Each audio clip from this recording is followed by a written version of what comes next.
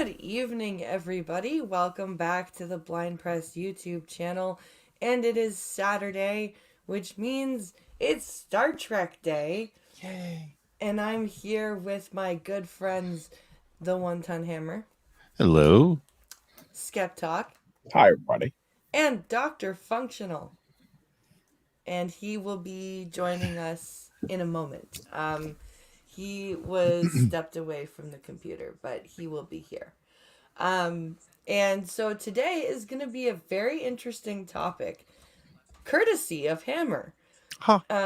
And he basically said, let's kind of make something up here. He described it as Star Trek D&D, basically. Was what's beyond explored space in Trek canon? What is out past like the Delta Quadrant? What planets might we find there? What species might we find? Like what types of alien species might we encounter past the areas explored by, Deep Space Nine and Voyagers and stuff like that? What could we possibly come up with that's different from the Trek writers? So I think that's a really cool idea. And honestly, it's a hard one for me because I have only just started listening to TOS in described video because I found it with described video. How is that, by the way? It's fucking awesome. Like, yay! I know. Okay, tangent for 5 minutes. Holy shit! I cannot wait to get into the rest of the series, like the TNG and stuff like that, with described video, because I'm just getting to the end of season 1 right now in TOS. And, I finally got to listen to the Gorn episode in described video. And it was great. And I got to listen to Squire of Gothos in described video. And, see that, Trelane is he makes Uhura play the harpsichord. He puts Kirk and McCoy into like the wax figure display in there. It's all this cool. So you get to know how Trelane is dressed. Mud's women, like with the Venus drug, and like the instantaneous change, like all of that little stuff. And I just can't wait to get into season 2 and 3 and the rest of the series, because it's gonna be great. I can't wait. It makes me very happy. Excellent. Good to hear. And let's say hi to chat here. Hello, TOS. Hello, Spittlebuggies. Hello, Elwin. And hello, Shouting at Clouds, who showed up before the stream started. Thank you all for coming out. And so, like I said, and Seamus. Hello, Seamus. And hello. So and Functional. And there's Functional. I have returned. You have returned. I quickly, welcome. that is incredible that they finally released descripted video for those, because it's a workaround.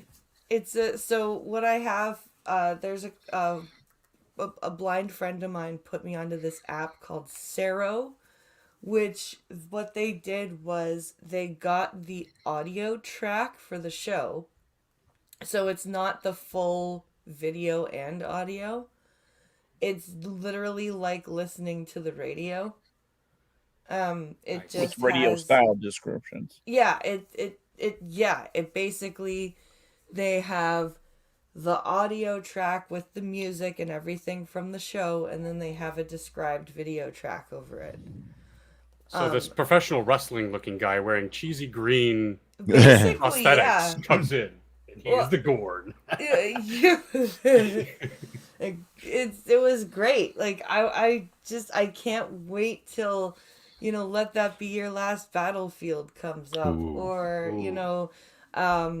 we just finished with Landrew, right? Like last week. That's why in the DMs when I rate was like, I've got a football or something, and I was like, I was literally watching Landrew, the Landrew episode, and then that's why I was doing what McCoy was like, traitor, he's not of the body, he does He is not hear not of the Landrew. body. Do the films have DV? On Saro, yes, and everywhere just on else, Saro. no. Yeah. Okay. I have to use Saro for this. Like, if I were to go, maybe if I had Paramount Plus, like maybe Paramount provides it now, but I don't know. Like, it's not standard. Like, if you were to watch it on Netflix. Because I want to hear your reaction after listening to Wrath of Khan. Oh yeah, no, I'm gonna go through all the movies too. I'm gonna go through all the movies and describe video too, because they're there. This is so exciting for me, for you, but like that you're re-experiencing and getting the broader picture of Trek. That's so awesome. So like I was saying, I don't know if I might any species that I might come up with, I might accidentally go, oh, that already exists. You just don't know it yet. But Hammer, since this is your topic, why don't you tell us a little bit about your ideas about what you thought? How did you come up with this too? Well, the entire time the show that I've been on the show is we've been talking about things that are evident. Yes. Best weapon or most crazy race, things that we already know that are established canon. And that's great because it's easy to talk about, easy to speculate about because it's in our hands. Yeah. So I've been always thinking, what are the things that we don't see, we don't know, that we have to use our imaginations for to come up with something new? Typically, I hate people who try to write episodes of Star Trek like they're some kind of writer, who have never taken a writing class in their lives. I find that to be extremely annoying. But I don't feel that this fits into that bubble because this is just pure imagination. I'm not trying to write a show with these characters kind of deal. No. So that's why I came up with the previous thing about what would ships be like in the future. Pure speculation. Right. And that's why I kind of come up with this is, well, there's a whole, the Alpha Beta Quadrant is fairly small, what we've seen of it so far. You only have so many episodes. What about and shows like DS9 have limited us to just a certain area. What's past what we've already established out there as real things? And would a next episode or next feature of Star Trek explore those areas if they followed the same kind of idea that TOS, TNG, and Voyager was, is to go where no man has gone before? Right. What would be the next race to run into? I mean, Voyager did that for us. Voyager said, okay, well, now we're going to Delta Quadrant, and we come up with these Kazon and Vidians, and they just gave us a whole bunch of extra species that we'd never heard of. Yes. And I was thinking to myself, what's after that? I mean, we've already been described. Excuse me. We've already been described some portion of the Delta Quadrant. Yeah. What about the other corner of the galaxy that we don't even know about? What about Epsilon? Because if you look at the Starfleet map and you have the Alpha Beta Quadrants defined in that map, nobody has done a map that includes the Delta Quadrant. Yeah. There's just be a little note saying the Delta Quadrant is over here, and no one's gone that far, I guess, because Star Trek isn't what it used to be. People aren't as insane about drawing maps and stuff like that. But if you look at Shakara's Alpha Beta map, it just says, well, Delta's over here. Yeah. And Epsilon's over here. Can you let me share my screen because I have the map up. Let me just go over to the. I've been looking at maps of different Alpha Beta gamma delta quadrants. Is there an epsilon? Because I thought it was just alpha, beta, gamma, delta. No, there is an epsilon. If you look at the stuff, if Blind shows my map, it'll show you Shikar's map, and it'll show you that they note the location of, but they don't. I found this online. I was looking for a high-res map, and I found this. Yeah. This is the high-res map as opposed to the regular map you see all the time. Okay. So I think it's just the alpha quadrant. Yeah, but if you look, it's alpha and beta because there's a big line down the center. But look at the top right corner and the bottom left corner. Are you seeing what I'm seeing? Do you see? Oh, delta and the arrow. Because if you listen to how the delta quadrant is navigated, they say I'm not sure if it's implicitly stated or how it came about, but for some reason everyone seems to agree that delta is on the other side of the Romulan star empire. Yes. So how could it be anywhere but where this map says it is? It has to be up in the top right corner. It couldn't be in the top left corner because that's where Cardassians are. Right. So, and like, this is not my map. This is just what I found online. So I was like, all right, well, I have to take this as truth, although I have no way to justify it. And I think Certifiably In-Game I think it was him that did a video about like a map of where the Delta Quadrant was and stuff. I'm pretty. It's kind of crazy because space is 3D and this map is 2D, so it doesn't show how deep any of this is. It's relatively flat though. Galaxies are, like, in the grand scheme of things, they're pretty flat. There isn't that much variation on that axis. Yes, there are things that are different elevations, but if you back out way, if you look at it edge on, it's it's a frisbee. Yeah, basic a frisbee, perfect analogy. Yeah. And this map, I've seen this one before, and I love it because it's very detailed about what's around the UFP, United Federation planets. But we are on the if you look at a galactic map, we are on the southern central tip. We being Terra, United Federation planets, our portion of the galaxy between Alpha and Beta. We're like kind of in the middle of Alpha and Beta quadrant. But we are at the southern tip of one of the spirals. So we are at way down at one end of the galaxy. Like, yes, there are ends of galaxies. The Bajoran wormhole that opened in the Gamma Quadrant was in the northwest corner of the galaxy. Right. That's where we meet. That's where the Dominion come from. Now, in between that point, there's a whole whack of stuff, including the galactic core, we don't know about, that they don't talk about at all. And why doesn't this map point to where Gamma is? Yeah. And we have the same thing with what happened with Voyager. They're on the northeast tip of the galaxy. So again, we have all of that they did sort of explore a little bit of Borg space and how expansive it was. But in between Borg space, the galactic core, and then back to us again, there's a whole whack load of stuff we don't even see. Yeah. My first thought when you proposed, when BP conveyed the topic, Hammer, I was thinking, well, I mean, obviously past us in the Alpha Quadrant, we're going south. There's empty space between the next galaxy.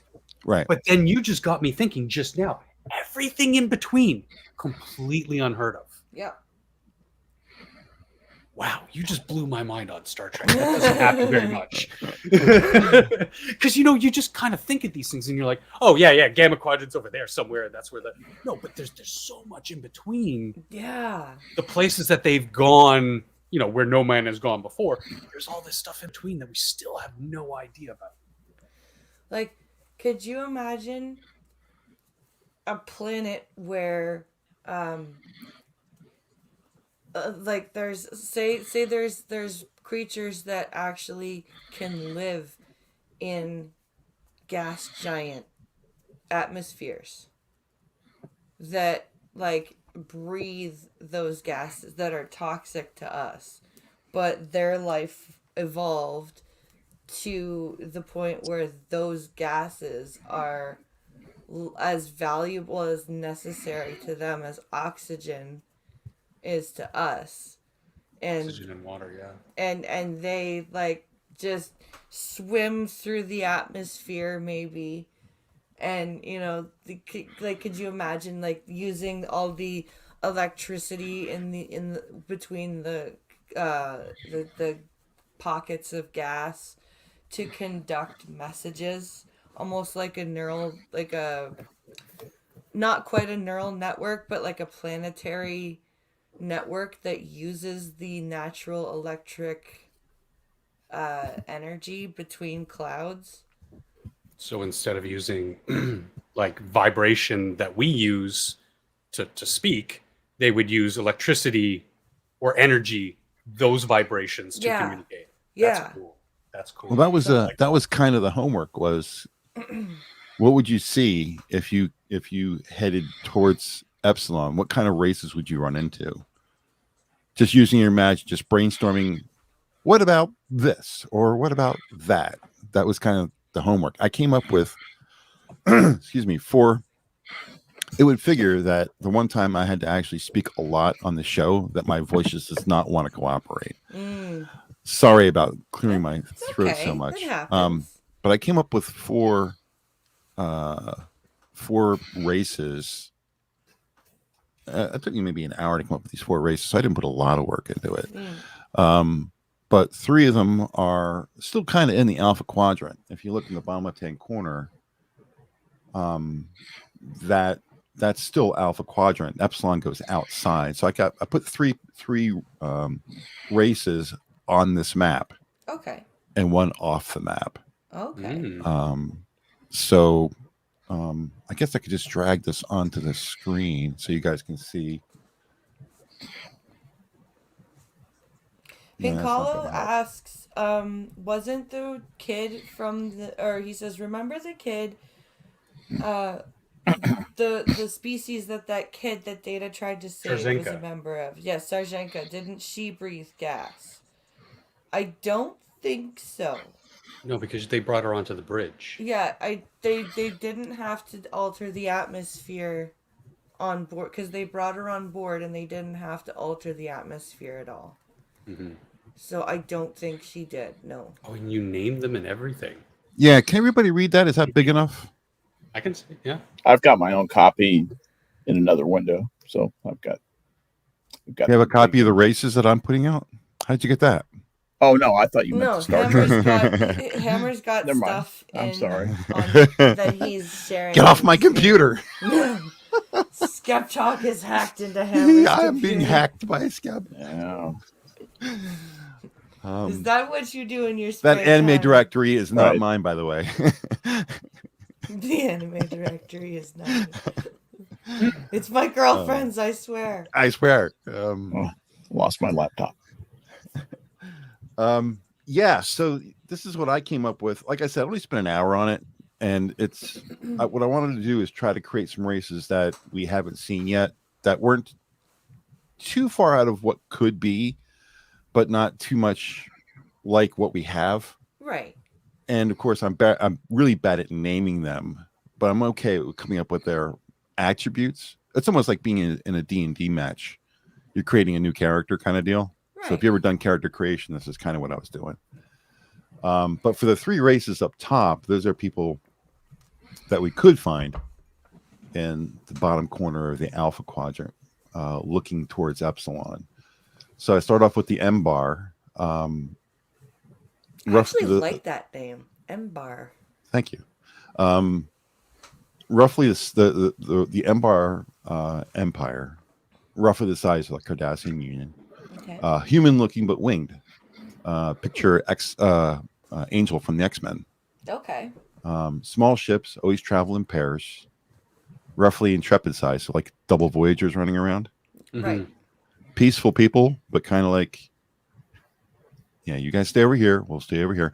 Not xenophobes, but just we're doing our thing, leave us alone kind of deal, but not warlike. Okay. But I thought we Interesting. really don't see anybody in that I can remember in the Star Trek world being winged. Yet birds are big here. Why don't we see a species that have wings? And we almost saw it in Enterprise. Almost, But they had, which would have been amazing.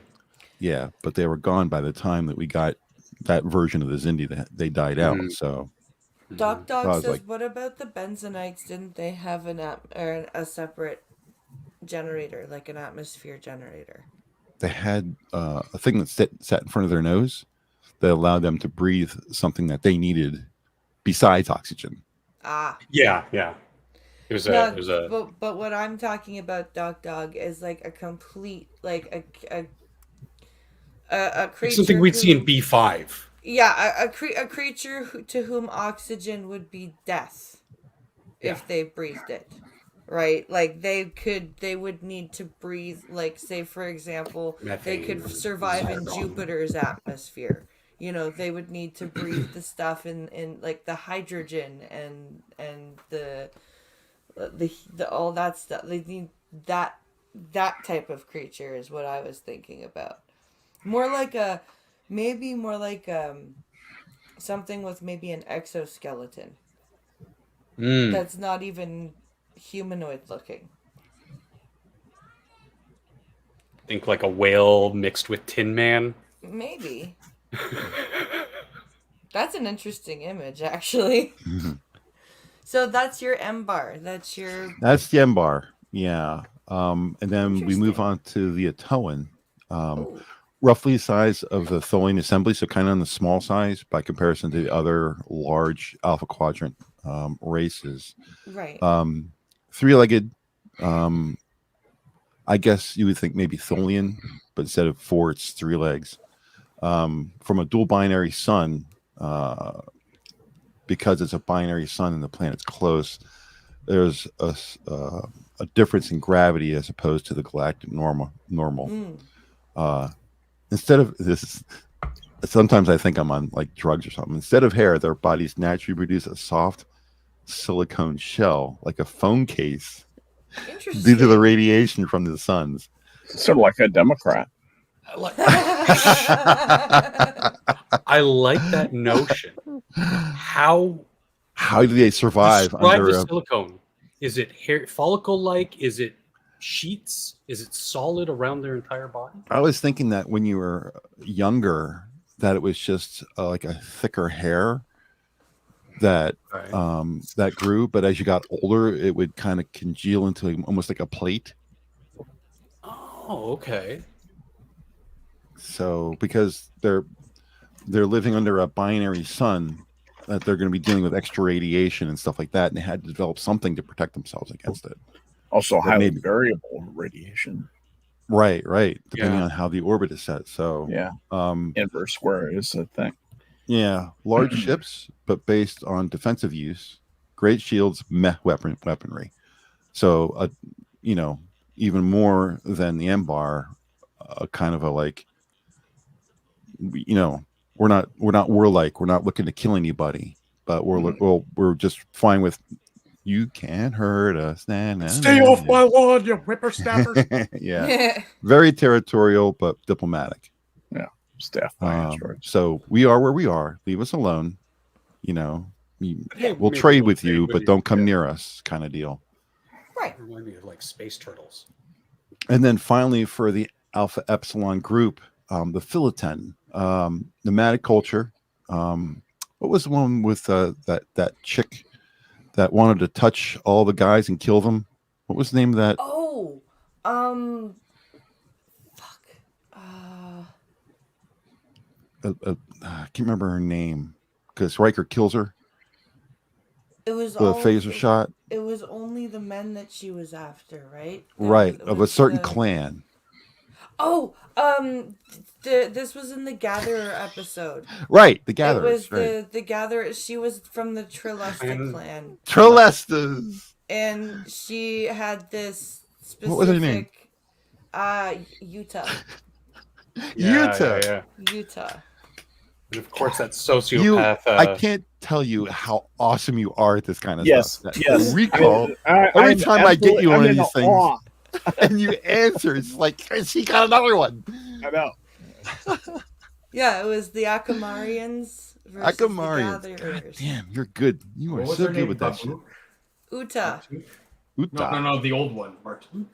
Maruk. Sovereign Maruk. Thank you. I had to think for a second. That's but- amazing. It's amazing you can do that. Yeah, just- Well, because TNG especially, somebody gifted me the first 3 seasons on DVD. And there was a couple of times where our cable went out in our old apartment before we had kids. And whenever that happened, it would be time to binge Next Generation and the Flying Circus. Because I had the 3 seasons of Next Gen, and I had the entire set of the Flying Circus on DVD. So of Monty Python's Flying Circus. yep, That's excellent. I have that No wonder you're so entire cool. set. My grandma bought me that for my 18th birthday, and I was like, I love you, Grandma. You are the best grandma ever. What is wrong with this girl? But yeah, so that's your Epsilon one where they can like touch people, and is that what you No. I was just trying to compare the nomadic culture of their group, and it reminded me of the Trolestas and all that. That episode was that it's one of the very few episodes of Star Trek where we see, or TNG, where we see a truly nomadic kind of not really organized, barely have a government kind of group, and that's kind of where this is. But and they're kind of small too, because the Breen are not a big presence in the Alpha Quadrant, so they're even smaller than the Tholians. And they live under an accelerated time scale. If you remember the episode from TOS where people were sped up, so they moved so much faster than everybody else that you couldn't even see them. They were just a whiny buzz in your ears. Not quite that fast. Oops, somebody's calling Oh, somebody. sorry about that. How accelerated are we talking? Maybe not quite the Flash, but quick. If they're within our presence, we see them just moving really fast. Yes, Yeah. they look like they're on Okay. fast forward kind of deal. Okay. And that's normal for their Interesting. I wanted to kind of give them kind of like a superpower, Okay. without being Marvel, just give them Right. a little bit of Right, extra right. something, make them stand out amongst everybody else. Everyone would be like, holy shit, look It's at those something guys. we've seen in almost every series too. Oh yeah. So you see it's in DC more, right? It's everywhere. So there's a precedent for different timescales. I like that. Because what we saw with that whole planet, it was spinning so fast that time was going by. One day was like 1 month. Well, and then Voyager did that. That's too. what I'm talking about. Yeah. Oh, you said TOS. Yeah, no, but that's the one I was. The Voyager episode of the planet that's spinning so quickly. Yeah. Yeah, and then because Voyager is also messing with its gravity, right? Because Right. it got sucked into the. That was a really cool episode. We It should talk about that was. sometime. We should. Because of these people's tendency No. towards being speedy, they're fairly short. Okay. They don't have a lot of mass to move around, Makes because sense. that would stop them from moving quickly. A slightly reddish hue to their skin. Everybody is green or yellow or purple. I thought there's nobody really reddish That's that we've run true. into yet. And they kind of look like human children, which is what the Binars kind of looked like, except they were bald. But I mean, you get young enough, that kind of makes sense. I contracted Weir. That's not correct. Not we are, but were attacked by the Borg. But the Borg were unable to adapt to their time scale advantage. Yeah, I thought that would be. That's a Because cool the Borg just idea. can't do that. You just can't do that. There's no way to adapt to it. You can't No. speed yourself up in time. That Not we know even of. with their Not even the like, Borg. No, like the Borg Yeah. does have some ability to manipulate time, but they always have to do something Yeah. right? Like It just can't be faster. The No, only thing I could they- think of is that if they could find a way to incorporate them into the Borg, that maybe they would be able to spread that gene around somehow so all the Borg were fast, but So that they could that's a adapt. stretch. They'd have to catch them first, which is theoretically They can't. impossible. Yeah, Yeah. they can't. They haven't been able to. So who knows what will happen in the future? But they travel in small groups, runabout size craft, pack mentality, which is again pulled from another episode of the Swarm from Voyager. Yes. Highly advanced and organized. Scavengers. Hang on a second. I'll be right back. No worries.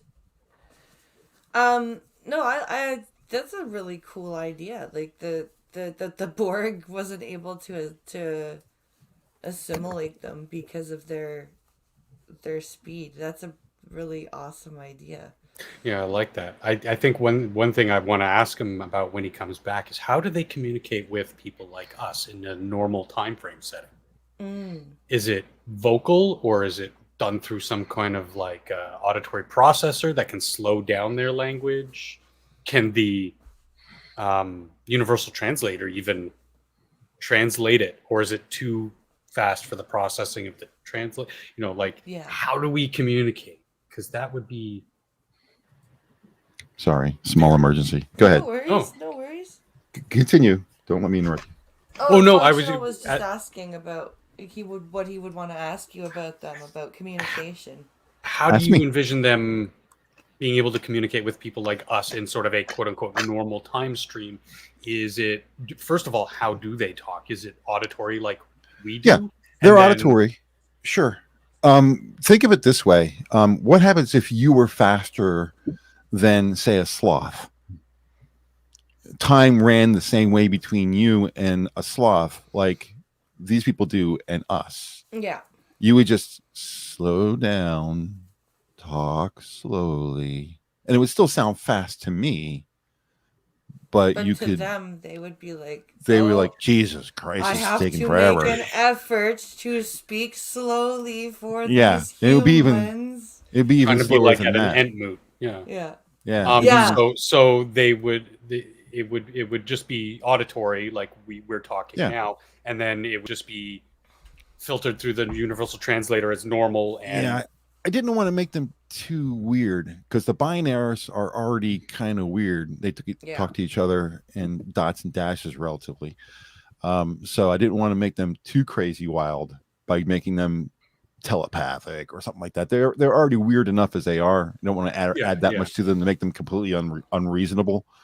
So they would just have to bite the bullet and hello person, just that really, and to us it would still sound like hello person, whoa.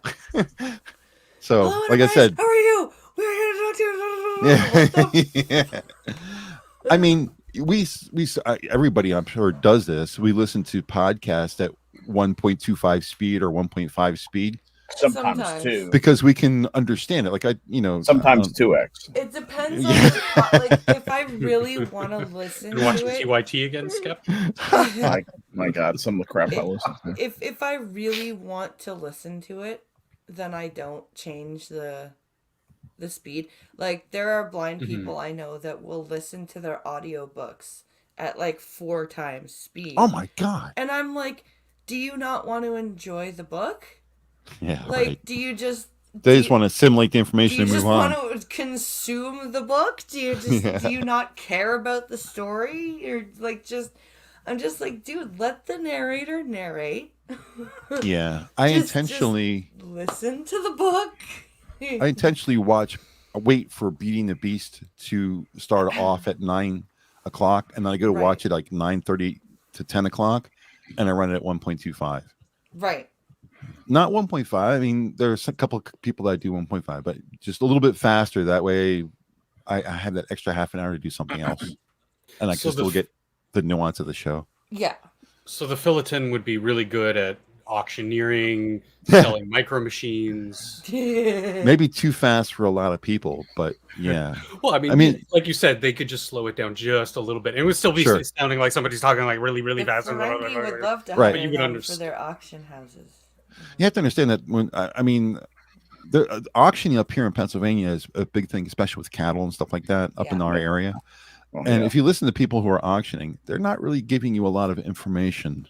No. They're doing a lot of this, that. You know, they refer to it as the call. Yeah, they call. Yeah, and so yeah, you'd probably still have to listen carefully to them if they were auctioning, because they would be giving you straight up information the entire time. Yeah, that could get hard to handle. But No. but yeah, travel in small groups of runabout size craft, pack mentality, and like I said, that was pulled from the Swarm, and then who's just like way beyond, not just a couple of craft, but thousands. Highly advanced and organized scavengers in the process of applying to the Federation. Interesting. Yeah. And I think that with their benefits, the Federation, as long as they were stable, probably would take them pretty quickly. Mm-hmm. And then finally, that's everybody who's Alpha Epsilon. And then I was going to do like 3 more out in Epsilon, but I did one and I was like, what am I really talking about at this point? Yeah. You know, now I'm starting to get like too nuts. So I just stopped with one. But the Eurota, a large part of Epsilon is controlled by them. They're huge. They're kind of like the Cardassians and the Romulans put together, a significant size. Okay. Yeah, thought to be as big as the Romulan Empire, maybe a combination of the Romulans and Cardassians that big. A more human version of the Gorn, more agile, very warlike. So if you think the Gorn, but not, you know, the long swooping punch that Kirk like kind of looks like, when is this going to get here? You know, kind of deal. Large, powerful ships. I was thinking the ship that we see in the Survivors. That Worf. The second ship. They hit us with 4,000 watts of particle energy. The second. The funniest ship. part of the entire thing. He's like totally rattled by it. But yeah, something that's huge and just like the Federation stands no chance against them, kind of deal. Okay. With a lot of redundancy, not Borg-like redundancy, but just big. Easily a match for the Federation. And kind of Klingon-ish, like not the honor system, but just a lot of infighting. And like they're not a very... I wasn't really thinking... I didn't want to get too close to the Klingons because they already tried that with the first race from Voyager that they ran into. What was their name again? Kazon, yeah. The Kazon. I didn't want to... All the different fucking sects of the Kazon. Yeah, I wanted to make it more like the Kazon, but not as organized. The Kazon had sects, the SECTS sects. And then the Klingons have houses, so they all have this organization. I wanted this group to be without any of that. Just general infighting everywhere, all the time, with everyone. Nobody was happy with anything. Nobody can organize. Everybody just, and they were untrustworthy in the vein of the Ferengi. You couldn't give them and say, do this for me and I'll be your pal, and they would just screw you over. Right. Okay, I think I made these 4 different enough from everything we've seen. Maybe I took a little bit from other groups to help my imagination, but I made them different enough that somebody who ran into them would feel like they were watching a whole nother episode or a whole other series like Voyager. These are all just completely different people. Yeah, that's really cool. So yeah, that is awesome. It's really nice. I really like. Oh, sorry, go ahead. No, you go ahead, BP. I've been talking too much. You go. Oh, I was gonna say I had to come up with just because of, you know, Geordi being in Star Trek and me being such a Star Trek fan. I had to figure out how to make a blind spacefaring race. So what I did was I made a and I wasn't as good as you. I didn't name my people. My peoples. These are my people. And I didn't all those cores. Because I can't see like the map and stuff. I didn't place them or anything like that. But this race of people is more humanoid, and they live on a planet that somehow managed to form around a pulsar. But it's far enough away that while they still have to deal with radiation, they're able to, like, they've genetically somehow adapted, and they can handle the radiation, but the pulses from the star was just too much to handle for working eyes. So they Burn the optic evolved. nerve or something. So they evolved to have just no eye. Like, there's just skin, like over here, that just, there's no eyes. And the way that they managed to have spacefaring capability is that they built ships that are kind of like, do you remember the ship, like, I kind of took the idea from not only Species 8472 with their, like, bioorganic ships, but also that, do you remember the ship Alice with the telepathic interface that you could, like, think? Tried to take over Tom Paris. Yeah. Yeah.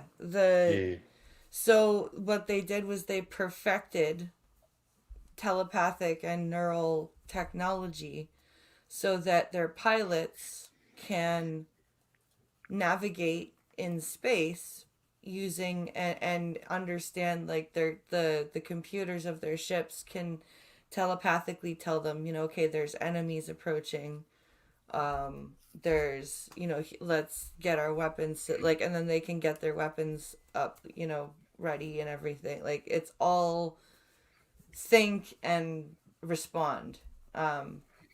And so that's basically how I managed to figure, and everybody, they've adapted this for, like, engineering purposes on their home worlds, so that if they need to build things, they can conceptualize what to build, and they can, like, their bioneural and like, neural interfaces with their, like, construction equipment can help them construct ships and buildings and replicating technology and all that stuff. It's all neural interfaces, like telepathy and stuff like that. That's what without being, Borg, like, hive mind. Like, you're still an individual, but you're able to control your tech with your thoughts, with your brainwaves, without being, we are the Borg. And they're not actively warlike, but they have developed, because of their loss of sight, they've had the foresight to develop defensive and offensive capabilities to protect themselves. But they're not actively, like, a warlike species. They're very diplomatic. They're very willing to work with other people, but they absolutely have the capability of defense, if need be.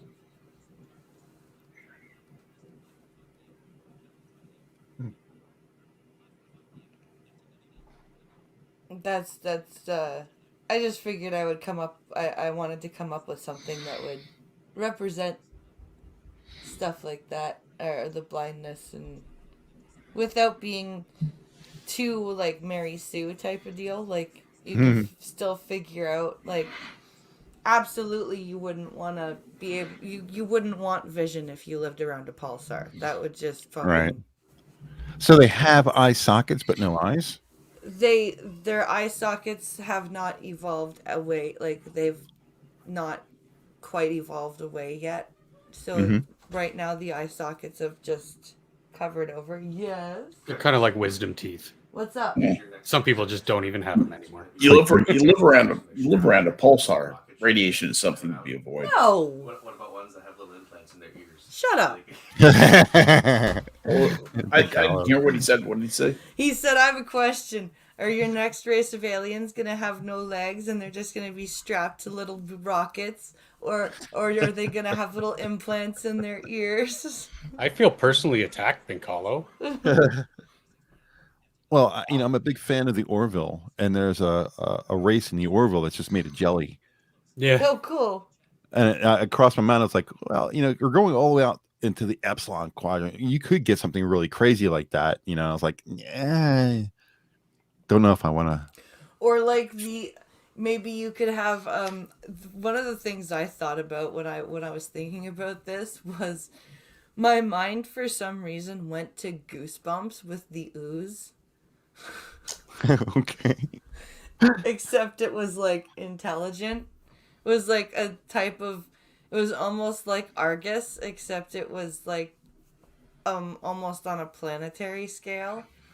And like, but it never, it didn't travel or anything, but like, you could have a Federation ship traveling and discovering the planet.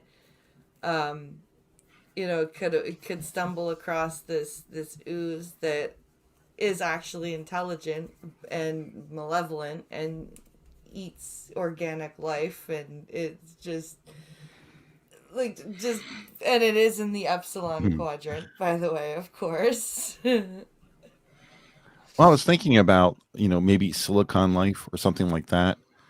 And I'm no big fan of Neil deGrasse Tyson, but he made a point that I found it hard to come up with something like that. He said that everything that we're made of is carbon based. Everything is carbon based because carbon is just one of the most. It's amazing. Everywhere. Carbon is amazing. Yeah, it can combine in so many ways. It's so capable of doing that, and it's and we're it's all the Tinker toy of atoms. It really truly is. Yeah, we're all oxygen, hydrogen. There's certain things in the galaxy that you've probably heard Dyson say, we're all made of stars. Yeah, That's his big thing. And silicon is so far down in that list of available properties that the possibility of Silicon Life is like really, So remote. really remote. Yeah. So I was like, it could happen, but would it be in the Epsilon quadrant? Probably not. about it. I thought about making a silicon thing, but then I went, but that's The Devil in the Dark already did that. Right. Mm-hmm. I just watched that one too. On Thursday. I watched that one. And how different was that? Was that life form? Crazy. Like this mind meld. The mind meld with Eats rock. Yeah. So are the Cardassians considered to be silicon-based life? The Cardassians on that's Earth the Kardashians. The Kardashians, yes. That's what I was trying to do. The Was ones make with the that big pun. asses. I know. Yeah. You set it up. Trying to get it across. You know? Okay, thank you. You need a little help. I get you, Skep. We're on the same level mostly. I'm so sorry. I mean, I sort of envision three very similar to one Hammer you brought up and one you brought up, BP. Really quickly, the Eurota that Hammer brought up. Mm-hmm. So I was looking at the map of the Milky Way galaxy, and as we all sort of know, it's a big spiral of matter and gases and whatever. And there are these arms, and we are situated basically on the inner side towards the core, the Perseus arm. Yeah. Yeah. And beyond that, the outer arm, which we designated the Epsilon quadrant. Mm. You got to think it's a lot more spread out, a lot more barren to how we would understand life. So somewhat akin to, I didn't go into think of much detail as Hammer did, but going into akin of what the similar species that I was thinking of was, yes, big, large, slow-moving ships. They were more not warring tribes, but competing kind of tribes. Again, akin to what Hammer was setting up. That's why it's so creepy that it's so similar. But the reason I was thinking about more the reasons of it, and you're thinking, well, they're on the edge of the galaxy. Things are a lot more sparse. There was no other races for them to really compete with. So that's why they're kind of always at each other's throats, is because that's the only intelligent life that they've ever sort of seen or come across so far. And they don't want to go too far in towards the inner part of the galaxy because they're more sensitive to light, more sensitive to radiation, kind of thing. So for them, that's kind of dangerous area. They like their big expanse section of galaxy and blah blah blah blah. The other one was akin to what you were just talking about, BP. Although their sense of sight is super heightened because they come from the space in between galaxies. And Pincalo is asking if the Tholians are silicon based, or Duck Dog, sorry, was asking if the Tholians are silicon based. I don't. They are? Or crystalline base. They were crystalline, correct. But that crystal is probably still. And I know they have to be in a very high temperature. A carbon crystal is a diamond. Yes. It can also be. I think it can take a crystalline form in the C60 format. I think they've discovered a couple of ways that can crystallize as well. Can you crystallize silicon? I don't think that's possible. So silicon dioxide. Silicon dioxide is what quartz is, and also is that's what you turn into glass. You melt silicon dioxide and form it into glass. Yeah, melted sand is glass. Yeah. But quartz is also silicon dioxide, usually with some impurity. So they're carbon crystalline based. Carbon crystalline based would be a diamond. Or possibly some kind of buckyball crystal. The Tholians are diamonds? Living diamonds, yeah. Yeah, if they're carbon based, they are. Smash them. They live in something like 450 Kelvin. That would make sense if really they were hot. Diamonds then. And that actually will burn up a diamond. Diamonds burn. People don't realize that. Well, yeah. Diamonds are basically charcoal. Yeah. They burn like a son of a gun. They burn like wood. That's got to be like the worst thing in the world is to light a diamond on fire. Yeah. Head for YouTube. It's been done. Is it really? Oh yeah. I'm gonna have to look at that. Guarantee it's on there. I mean, I've seen guys talk about it. What color is the flame? Is it like? I don't remember. There's something about the pressure you have to alter. I can't remember what it is. There's a trick to getting it to work. There's what's it called? A scene in one of the series of books that I love to read. It's a thriller book series, and the New York Museum of Natural History gets emailed a big package of grit, and it's after 9/11, so of course everybody thinks it's anthrax, and it gets sent to the Department of Health and Mental Services, and so they're testing it, and one of the tests is the lady scritches a piece of the grit on the microscope stand and it cuts the glass. So she's like, aha, this might be, so she gets the refractometer to tell her what the index of refraction is. And then she lights it on fire because it's like literal dust, diamond dust. So she puts it in a Bunsen, or a test tube and puts it over the Bunsen burner, and it just completely combusts, yeah. And it turned out to be like a bunch of actually very valuable diamonds that were pulverized and sent back to the museum. But yeah, no, this is what's been really fun about coming up with these species, is that like anything goes. Like you can come up with stuff like the Eurota that live in the Epsilon Quadrant and are they compete with each other, and that puts me in mind of like almost the Herodian, like the roving hunter groups that can't even agree with each other on how to do the Herodian thing the right way. You know what I mean? It's kind of reminds me of that type of thing. Yeah, very much.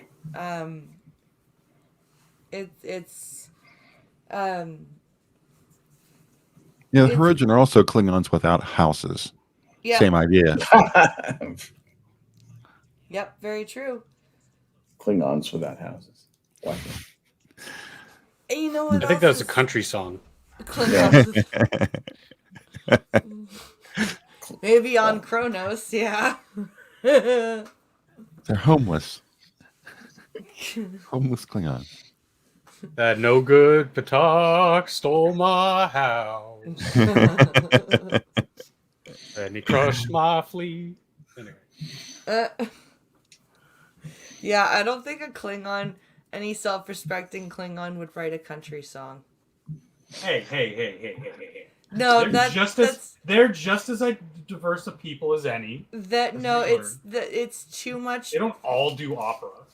No, but it's too much of pity. It's too much wallowing. It's too much like. What was that? What was that? Melota? What was the name of that Klingon? Phalor Melota. Phalor Melota. We got to hear Michael Dorn sing. Oh, yes. Oh glory! Oh glory! Melota. Like, no, make it stop. Jesus Christ, who thought of this? Michael Berman. Yeah. Berman, get back here. No, but it's like, it just, a Klingon, I just can't see writing a country song about, oh, woe is me, my life sucks. It's just, no. Tried to steal my house, so I crushed him. They would write the metal. The Klingons would be writing metal, or or, if it was opera, it would be like Cradle of Filth, or like Nightwish, or Nightwish. Then I burned his ship to the ground. Pretty much, yeah. That's what Klingons. And I destroyed his children. Yeah, it would be the Klingons would write metal. They would be the space metal heads. Which is interesting to why they used opera, because it's like melodic and structured and beautiful in our perspective of music, and they turn it into something that's that embodies Klingonism in the universe. They're honorable, they're brave, they're warriors, they're fierce, but they're also passionate. Yeah. Like when Worf goes after Duras for having Kalar killed, or for killing Kalar, that was nothing about that was human. There was no human emotion behind that. That was all Klingon. That's why I didn't. The one part of that episode where Doc from Voyager is having the holographic family, where his son is listening to the Klingon music. I'm like, Doc. That doesn't sound like Klingon music. That sounds like garbage UK dance it music. really didn't sound like Klingon music, and the way that Doc reacted to the Klingons was like a little racist. Yeah. Yeah, I mean, he was still. I understood what they were trying to convey, where he was trying to be, Klingon. He was trying to puff out his chest and, beat his chest and in the face of these. But he was being a little bit more on the side of bigotry rather than participating in the culture. Like and the can be a fine line sometimes. And the Klingon, and it wasn't even just Doc's son that was being like that. It was Doc. Like, I don't want you hanging around with these boys. Like, okay, that's kind of close. Like, even though I work with a Klingon and she's really nice and I like her, you can't hang out with these Klingons because they're Klingons. It's like, wait, what? Yeah. Did we really just go there? Come on. Had he said, they're using you, they're making fun of you, they'll never see you as their equal. They'll never see you as an equal. They're making you do this to go, let's see if we can get the Patach human to fucking go through with a ceremony. Because they as teenage Klingons probably don't understand the gravity of the ceremony themselves. Mm-hmm. Like, had he said all of that, That would have been more acceptable than you can't hang out with these boys. They're Klingons. It's like, ugh. Yeah. It's a little weird. Don't associate with those people, son. Yeah. They have Klingon privilege. It's like the first episode of DS9 where Quark and Harry. It's like, I'm going to report you to the Federation for being a bigot. It's like, wait, what? Slurs No, whoa. against my people, taught at Starfleet Academy. We were warned at Starfleet Academy about you people. What do you mean, you people? Like, what? But that was written in a much better way. It was. That it was like, okay, wait, yeah, this is a joke. And but poor it's still Harry, you could tell Harry didn't mean it like that. so It was green. He was just being an idiot, and Tom was just like, hey, he's just being a moron. So what kind of crystals are these over here? Like, that was done a lot better. Yeah, because I mean, even at its worst, it's still done in a good way. How they approach these issues. And you know that Quark knows. Like, that's why it was funny. Because, especially if you're a DS9 fan and you're watching Voyager in the series premiere, you know that Quark knows that that's not really like what Harry meant. Mm-hmm. And you know that Quark can see how green Harry is as soon as Harry stepped into the fucking bar. So he's acting exactly how Harry just portrayed them. Yes. You know that that's how Quark... Because Quark saw him and was like, I know, I'm going to have some fun. You know what I mean? That's exactly what Quark did. Because that's Quark. Yeah. Perfect setup for the character for the entire series, yeah. Yeah. Well, there you have it. Speaking You killed another hour of your lives with the Star Trek crew, guys. Yeah. Well, speaking of talking about that episode of Blink of an Eye, do we want to do that next time? Talk about standout episodes. Yeah. Oh, just our favorite episodes? I don't know if Blink and I is a favorite of mine, but it's but just different. Yeah. The ones that we wouldn't say that are our favorites, but that even though they're not really our favorites, are recognizably good.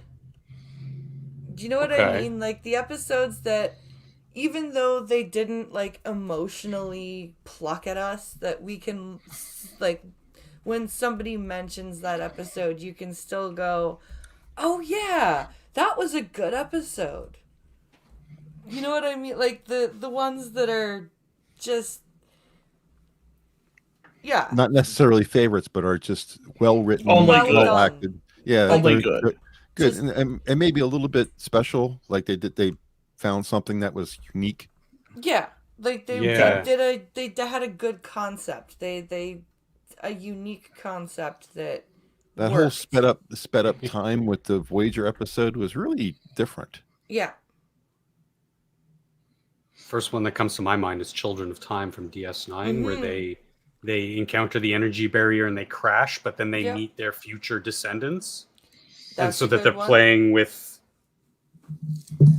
the morality of basically changing because I mean, I wouldn't say that that's one of my favorite episodes, but that definitely has that nugget of standout. Yeah. Yeah. Mine would probably be Shattered from Voyager.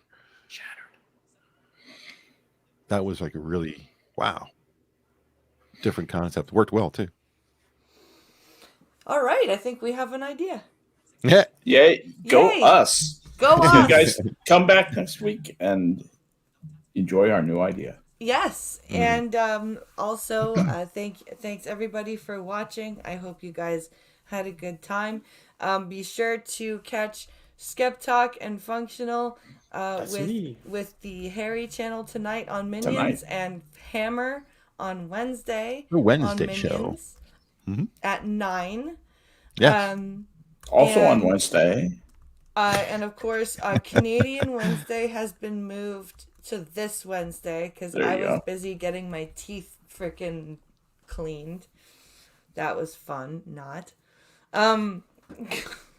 So that means Wednesdays with Skep will be next Wednesday. And I'm gonna have to figure out how to balance Minions and because I had to move my Twitch streams back to the nighttime because I wasn't getting any views during the day. So I'm going to have to figure out how to balance Tuesday night Beat the Blind Girl and Minions. So I will let you know how that's going to work. Okay, well, just let me know. I will. And of course, coffee stream on Monday. And I've got to figure out a 500th episode, what I'm going to do for that. So, yeah, because I'll be on 477 on Monday. So, wow. Yeah. That happened quickly. It did.